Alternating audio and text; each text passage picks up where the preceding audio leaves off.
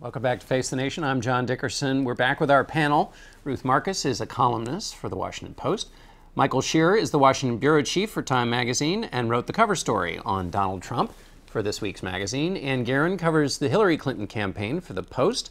And Raju covers the campaign for Politico. Manu, I want to start with you.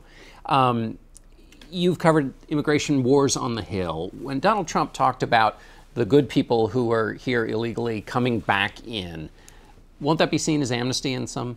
I think that will give an opening to some of the folks who are pushing, who are trying to regain get noticed in this debate. What was interesting, too, was how Ted Cruz is trying to show himself as the immigration hardliner in this, as Donald Trump has really dominated the debate on immigration. You heard Ted Cruz talk about his legislation that he introduced, things that actually sound a lot like the Donald Trump plan, but Donald Trump has been dominating the narrative on immigration, and it shows just how much Ted Cruz has been hurt by Donald Trump in this debate, in this race. I mean, a lot of those Tea Party supporters, those folks who are evangelicals, who should support Ted Cruz, are flocking to Donald Trump. So you're seeing all these candidates recalibrate their positions based on what Donald Trump has been saying on the campaign trail, and immigration is one of those issues. It does seem like Trump's trying to catch those supporters on the rebound, potentially. In that recalibration, Michael, that Manu talks about,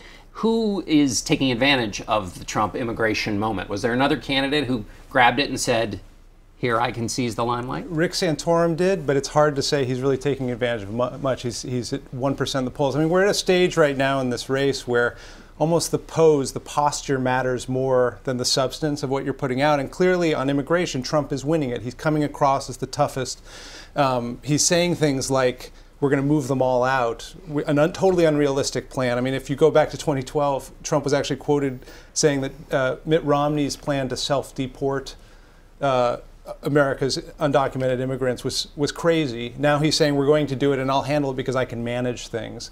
It's all pose, and it's winning for him because he's selling something to the Republican Party right now, which isn't as much about policy or ideology. It's about, I am the guy who will actually get stuff done. I'm not corrupted like the rest of the political elite, and I'm a fighter.